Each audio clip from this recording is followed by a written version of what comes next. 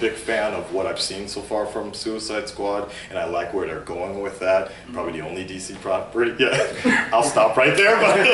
But Suicide Squad. Anyways, I thought now would be the best time to come back, and one of my fans or one of my subscribers said that why don't you do a meet and greet? And I was like, that's actually not a bad idea. I never thought about that, but okay, let's make it happen. So here we are. Thank you for coming.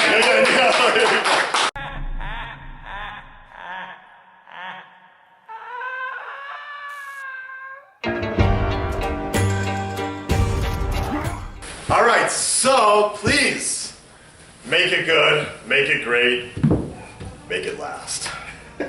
Wow, you guys are okay. I'm gonna go with fan first, then guy who just randomly came in here, just needed a seat or something. Like, God, Hollywood's so busy. Can I just sit somewhere? Yeah. All right. Hold on. Let me see if I can remember. What? You got this. No, you just jinxed me now, so thank you. Not Eddie, not Michael, not Redman. What's it? No. Trade something. Sorry. Okay, sorry. Please. David. I would have never got that. Sorry. Yeah. Is your opinion of movies, you think, altered in the sense that you have to go all this time to go see a movie when other people just spend like 20-50 minutes to drive at the most to get to the theater? Do you think your opinion is kind of affected by the fact that you have to go all the way to go see a movie? That's a damn smart question. I swear to God, every time I'm on you now, it's just like, are you excited for this movie? I'm like, yeah. But that's a really good question because I've thought about this a few times actually. For example, if it's a good movie, I'm in a panel, please. Okay. Oh, she knew I was talking about her and her moaning. Okay, so it's a really good question because, like, for example, years ago, and Tyrone and I were just talking about something about this, how we're both kind of just, you gotta get just tired of wanting to be excited for everything after like 2 years, 3 years of kind of being known for being the excited guy, basically. You know, 2 years ago, I went all the way to Korea for Age of Ultron. And I thought, for me, that was one of the best moments of that year. I went there, I saw Age of Ultron, it was a 3-hour boat ride, I could enjoy Korea, but the thing was, I was also excited because I saw other people excited. Korea had Avengers blown up everywhere, and so many Korean people were wearing Avengers t-shirts, and they were like, it was this kind of holiday feeling, like unanimous sort of event we were all there for, the Age of Ultron. But then, you know, when I was going down to Yokosuka to see like Deadpool, I actually didn't know what to think about Deadpool the first time I saw it. I was just like, what? Like, I couldn't get it, like, I didn't know how to feel, but I also realized that I was tired too. Like, I worked all day, I have a full-time job, by the way, outside of YouTube. And then I worked all day, talking all day, by the way, then to go see Deadpool, and I'm like, oh man. So, it's a good question. I'm going to have to say yes and no. Sorry. Yes and no. Yes, there are some times where I feel like, why did I travel so far for this, like this? Why did I do this? And but then there's other times where it's the adventure that actually hypes up my experience just that much more. It's like, I'm traveling all the way for Suicide Squad. Regardless of what that movie is, I'm gonna make that movie good because I'm not about to say like, I came all the way out there for a bust, basically, you know? Originally, I was gonna go see Man of Steel. See, most people don't know this. I went to Korea for Man of Steel, to go see Man of Steel, but they actually pulled it from sorry. They actually pulled Man of Steels from movie theaters in Korea kind of early, I wonder why. But I went there originally for that, but instead they pulled it. I was pissed, but I bought my ticket already, so I decided to see this other movie called Pacific Rim in something called 4DX with the moving, the vibrating. yes, the vibrating chairs and the water and all that. And that was my first experience with 4DX, and I was with my homie who went to the same university as I did. And when the head kind of comes in and drops like that. The seat dropped like that, right? Me and the homie looked at each other, we were like, yes, strap in, here we go, like that. So, that's why I say yes and no. There is no, I'm usually more of a black and white type person, but sometimes I do have to accept that there are grays. So yes and no. Sometimes it's great, sometimes it's bad. For example, Suicide Squad could be horrible at this point, but I would still always enjoy my experience with you guys coming out here, so that makes the trip worth it. Of course I would answer something, then take a 20-second question, 20-minute answer, okay. Cool, I'll go to my man, JJ with the hat in the back. My name is actually Jay. That's insane that you just said that. Not so much, dude. You got the bucket hat and everything. The reincarnation dynamite, sir. Yes. I'm also an actor. Okay. So I know how, the Hollywood hustle is. I've only been out here a few months. But I'm from New York. Originally, there was like one profound moment, I think, where I was like, I want to entertain. I'm going to do whatever it takes, literally, to get to that point. Did you have that moment that was just like super surreal? Like, no, this is for sure it. There's no, I'll always remember this moment. That's like, I won. Yes. Like, I have this issue where I feel like I'm dying inside sometimes. Like, if you guys have ever, some of you guys can relate to this, where you feel like you don't want to die, but you don't really want to be alive either. And I'm being honest about this. I don't think I've ever told most people about this, but it like feels like your heart is like getting like closed in on, like you can't breathe anymore for something. I hope most of you never have to experience something like that, but what I've noticed is a lot of creative people go through this sort of struggle, is they don't know exactly what they're doing in life, and they know they don't want to do this. I was a telemarketer before any of this. I was a telemarketer actually. So I was calling people. I used to sell printer ink to people, and I was like, hey sir, I want to stop going, I'm going to call the police, click. Thank you, have a nice day. I could go to the next one like that, and you could just feel in your heart like this wasn't right. So I moved to Japan for a while, and then when I was in Japan, I was doing the English teaching, and as much as I love children, teaching children, as much as I love being around children, I also felt like there was like, okay, this is not the path I need to go on. So every once in a while you get that like closed in, you can't breathe feeling anymore, and you just have to jump without a rope, basically. And I think also that's the other reason I identify so much with the Dark Knight trilogy as such, because for me, part of it was about Batman, but it was also about the discovery of Bruce Wayne getting over his fear and anger and finding a path and how to creating a monster to come to his own personal happiness and chasing that blue flower, the rare blue flower. In terms of YouTube, there's a guy out there, a lot of you guys already know, Ryan Wright, now Greg Alba, who actually asked me one day years ago, he asked me, he's like, so you're just trying to make this YouTube a full-time gig? And at that time, no, I was just like this guy that just watched videos and you guys liked it, and I just thought it'd be kind of cool to put other guys together, basically, right? And when I talked to him about doing the Reactor Mania, he was just like, so you want to do this full time? I'm like, I never really thought about it, but the longer I did it, the more I felt like I kind of like this. It's like, it's my own kind of ship. Whether it gets a lot of subscribers, whether it gets a little, whether I'm the top, whether I'm the worst or best or worst, I enjoy doing it and people enjoy what I'm putting out there, so let me continue doing this. So I've had moments basically but I never had like that one moment, but there have been some times where I find myself lost, and I've gotten lost in what when I first went to Japan, I wanted to be a DJ.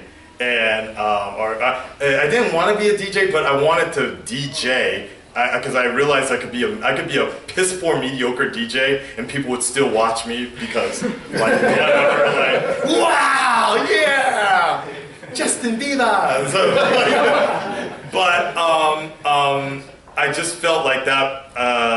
But sometimes I have become lost, and I would fall into forms of depression, even in Japan.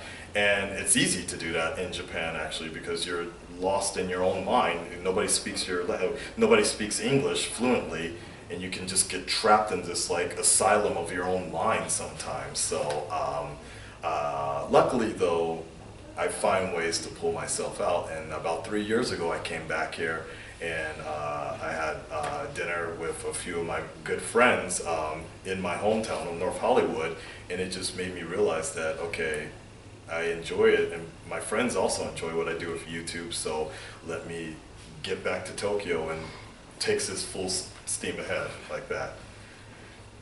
Again, 20 minutes, everybody, everybody. I want to make sure I have time to meet. Okay, we're good. I think I can talk with all of you guys from 3 to 4, so no problem, privately.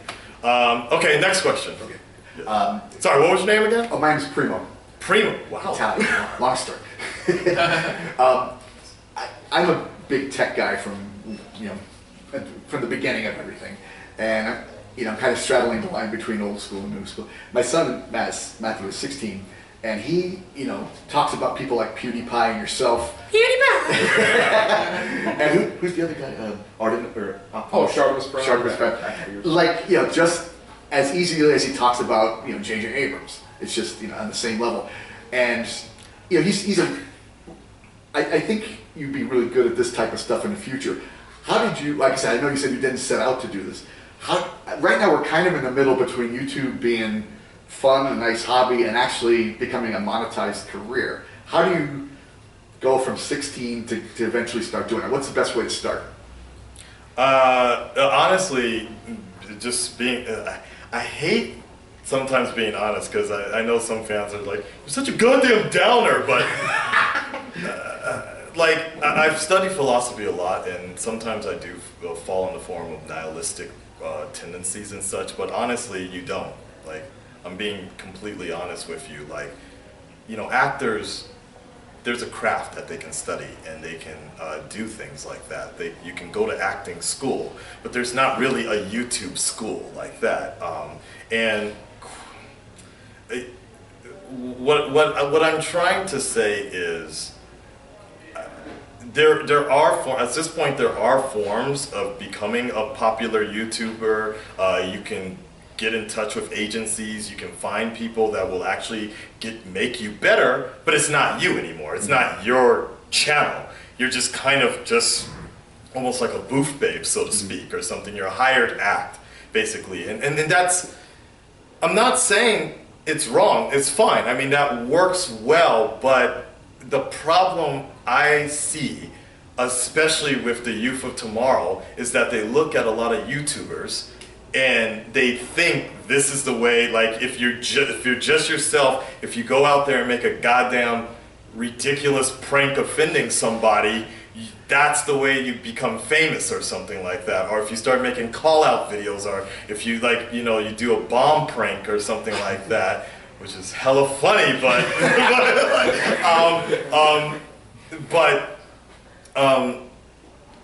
you're absolutely right in the fact that YouTube has kind of changed along the lines, even to the point where YouTubers are calling out newer YouTubers that are getting famous. People are calling out reaction videos. People are calling out prank videos. But I'm like, dude, you sit here and you scream at a video game. That's how you became famous. So, but a lot of that, if you look at the top 5 YouTubers, a lot of that was just a fluke, honestly.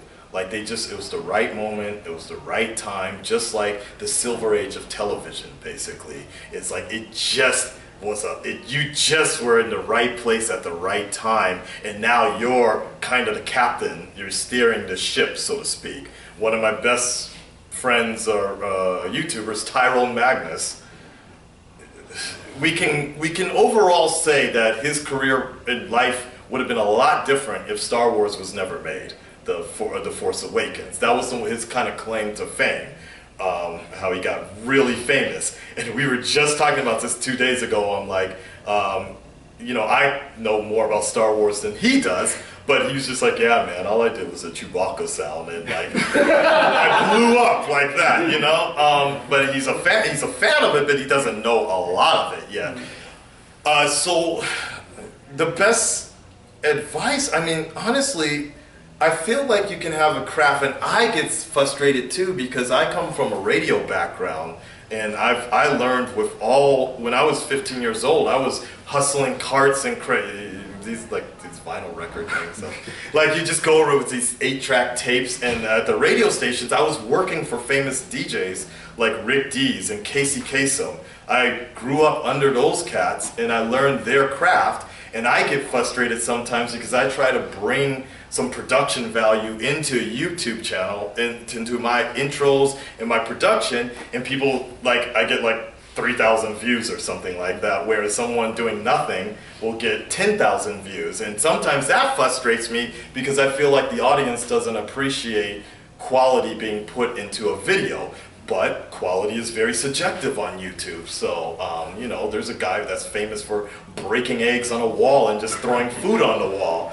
And he'll have more subscribers than I ever will. So that's why there isn't a formula. There isn't a formula. There isn't a way to go about it. But I feel like with YouTube, you just be yourself, and hopefully good things will come from that. For me, even YouTube isn't the end route for me and a lot of YouTubers. It's basically you go this direction, and if something new pops up, you head toward that way. I do Twitch, YouNow, YouTube, Twitter, Instagram. I have all these venues just in case something new pops up like that. So I guess, that's my realistic answer, is that there isn't really a path to take to become YouTube famous. And in my honest opinion, I don't think you want to aim to be YouTube famous. You just want to aim to be popular and successful with whatever media venue is going to be around in the next 10 years,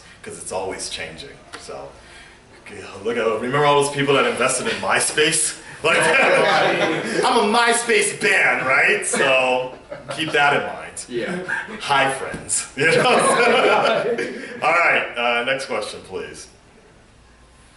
David. Yeah. Yes. I just had another question to bounce off what you were talking about. You were talking about how Tyrone was a fan of Star Wars, but he didn't know the mythos as well as, say, you, and you became passionate about the movie and the film. Whereas, like, say, when Batman v Superman was coming out, he just became a general fan of the character, and he's a fan of movies, where you got passionate about the character because you knew you had a history with him and learning about his character and what he would think and do in times, and you're just like, I don't believe that character would do that in a movie. Whereas Tyrone's just a general fan. He's like, this was a fun movie. I enjoyed it. This was a good time. Yeah. Do you think there's some kind of kind of tying into subscribers where he can just pull in general fans because he's just a fan of movies, where you get opinionated and people disagree with you a lot? Boogie 2908. 2988. Thank you. The 2988, very popular YouTuber, but he made a great video on the fact that YouTube has this bizarre version of mental masturbation, basically, that people go online to just see other people agree with their own opinion. And I sometimes worry about that reaction videos and the reaction format is dangerously close to that same way, is that people just go online to see other people agree with what they've already decided upon, which is good or which is bad, basically. For example, Batman v Superman. It's like people wanted that movie to happen for so long, so they love to see people going crazy like that, which I understand. If I was super psyched, about it too, I would like to see that. But so when you see the reverse, you're like, what? Your reverse opinion offends me. Click like that, dislike.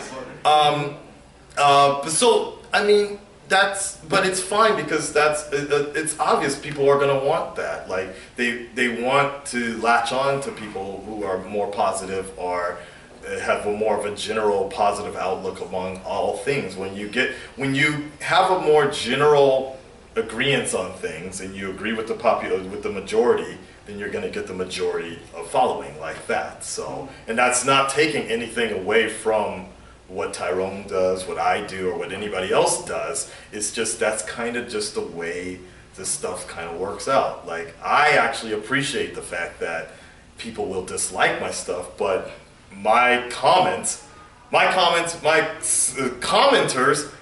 talk almost as long as I do sometimes, and they write thesis on why someone is wrong instead of just saying F you, eat a, like that. It's just like they'll write a whole thesis on like, in all due respect, Akasan, I believe that Ben Affleck is gonna if you don't agree with me, second. I'm like, okay, that's fine. I'm like, well, thank you for that long paragraph, but I respect that. I feel like at least my Red Dreaded Nation brings something to YouTube that other YouTubers would kill for, an actual discussion.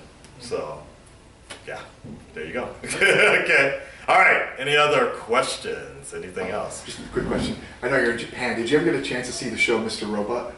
No. I don't know if it's in Japan or not, but if you ever get a chance to check it out or download it, it's on the USA Network here in America. It's about hacking and tech. It's just unbelievably good. So, I don't know, would it be on iTunes maybe? Probably. It's all right. I'll illegally download it. I'll torrent it. Yeah. I mean, acquire it through all legal sources. Yeah. Mr. Robot. Okay. Domo arigato. Okay. Right on. Okay. So, any other questions? If any other good questions, no. If not, I will move on to this opening, box opening. Okay. Yes, sir. All right. This is kind of random in general. It has really not much to do with anything. But have you ever been to Santastic in Shibuya, I think? Tokyo Tribes, right? Yes. Yes. Okay. Actually, believe it or not, the company I used to work for, we actually released Tokyo Tribes in America. Tokyo. When I lived in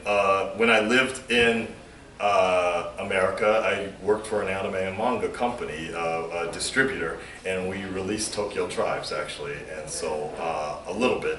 It didn't do so well in America. Halfway through, yeah. Yeah. Tokyo Pop. I have all 6 volumes. Oh wait, was it that way? Or some way, somewhere like that. But I'm familiar with. I've never been there because I don't think it's still open.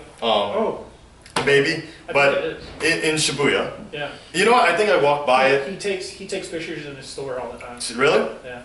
Then I think I walked by it one time, and it's something called Cat Alley or something like that. It's cut back. Yeah. So, but no, I've never been there. Okay. Yeah, I thought it was interesting. Tokyo Tribes is very like, it's got a mix of like, kind of the hip hop culture, but in Japan. And so it's, that's a whole nother story. We can go on and on for a while, but it's a pretty good story. I never read it, but check it out. Like that. All right, next one. How big are DC and Marvel in Japan? I'm just curious. Marvel is huge. Really? Marvel is huge. DC needs a lot of work. Yeah, but that's not the. But As far as just the comics themselves, though. yeah, the comics themselves, neither one actually. Yeah, okay. Neither one is popular in terms of the actual comics, but the properties are huge. Right. Yeah. DC, a lot of my good friends, Japanese friends, know a lot about DC actually, but they're very much the minority, where everybody walks around with Avengers shirts and Captain America stuff and Iron Man. So generally, I have noticed that the heroes that wear masks are the ones that identify the most in Japan. If it's not, if it's not a Western white face being shown, if there's a mask, then it identifies a little bit better with Japan, because I guess people can see themselves more as a Spider-Man or a Batman. But you put in Mighty Thor or Superman, it's not going to work as well, because that looks too much like a Westerner. So, like so. Okay, good. Yes, David, yes. I have another, kind of on people taking Marvel and DC and how much they like it. Is there ever a point, you know how like there's a term where people get too into the Japanese culture and they become this term, the weeaboo? Is there ever that term related in Tokyo or Japan where people take Western culture too far and they try to become that? Not really, Okay. but we do have like people that are like American otaku or something like that, like American fans, but the Western culture is so incorporated within Japan that it's hard to differentiate between the two. You know, people be like, yeah, I'm gonna go to Mac. I go to Makudo every day, McDonald's, like that. Though they go to McDonald's all the time, but it's part of Japan. Teriyaki burger, you know, we have a Japanese version of what originally was from America. People are shocked when I say my hometown is where McDonald's started. Like if I remember San Bernardino or San Diego, San Dimas, no. It's around here. That's where the first McDonald's started and such. And people are shocked about that. Or Disneyland, same thing. Disneyland and Disney is huge in Japan. Disney phones, Disney mobile, Disney brands. Lilo and Stitch is still popular. Nightmare Before Christmas, girls walk around with Jack Skellington purses and everything. There's Frozen was like the highest grossing animated film ever. Frozen is still being sold right now. Frozen is still being sold in Toys R Us right now. I watched that movie like 3 times in movie theaters. They even had like a karaoke version of Frozen in the movie theater. You could actually go inside and sing a lot, like Rocky Horror Picture Show type of style, where you just go in there and sing together with Frozen. It's so again, what I'm saying is like the Western culture is incorporated so well within the rest of what they're doing. So so it's really hard to say what's American, what's not, like that. So yeah, there you go. All right, cool. One So last question. yes. Sorry. I just remembered something I've been dying to ask somebody who lives in Japan. So the arcade form is dying in America. Is it still as common as it used to be over in Japan? Like the video game stuff. Like arcades, like actual arcades you walk to a place. And Yeah, they're still there. They're in something called a game center, actually. Yeah. Game centers are really good. I mean, it sounds so dumb, but I was just talking about how the world's best Street Fighters the headquarters is in Fukuoka, and when I say Street Fighters, I'm talking about the people that actually go in there and play Street Fighter and such. Like, not actual Street Fighters, but like, it's like the dojo. We actually call it like the dojo. The dojo it's an underground dojo of people who's smoking cigarette, like it's like in a circle, just like a fight. But instead of people fighting, it's just dudes like. Right, so you want Mamanaku. Next person, like that. And it's just people that are battling each other, like training, and the guys have like wrapped up like something out of kickboxer, wrapped up arms and bandages around themselves so they don't get like, what do you call it? Carpal tunnel syndrome and such, fighting and such, and they go on to EVO and all those other world fight championships and such, but it's pretty funny. But yeah, the arcade scene is there, but it has converted a little bit more into like the dance, the more simplified kind of stuff. The rhythmic games are really popular there. I do it. I used to do it a lot more back in the day until I realized I looked like a fat fool, like dancing around, and they weren't really laughing with me. They were laughing at me. Oh, look at the funny black guy, like that. Dance, monkey. You can do it here. Everybody in America does it. I'm good. I'm good. I'll lose weight a different way. All right. So, any little kids, do you have any questions? No. What's your first impression of me? Your dad talks about me all the time. What do you guys, now that you have met the red dreaded legend, what do you think? You're like, oh, dad, like that? Like, what do you think about me? Nothing, I don't know. All I know is that he was just really excited to come over. Yeah? Yeah. Does he like just talk about me all the time? You Like, and Tyrone. yeah? Which one does he like more? I don't know, he watches both of you guys like equally. Yeah. Okay. So if you were to if you had to pick between who could come over for dinner, would you have sushi or chicken? Sushi Sushi, thank you. I win by default. Take that, Tyrone. Yeah. I don't know what I'm saying there. All right, cool. Okay, so why don't we take a quick break? You know, we have lots of free drinks over there for you guys, and then we're gonna come back and film something for my channel and figure out what's in this box. Okay? No. Yeah. All right, sounds good. And then after that, I can talk to you guys individually and such. Okay? Let's take a break real quick. Yeah. After an arduous journey, my movie finally made it to Japan, and without naming names, I'm completely out of budget for my sequel, but I need to find some buddy movie talent. So I'm reaching out to Akasan, the red-dreaded beast himself, to see if we can find me some movie stars. Let's do this, Japan!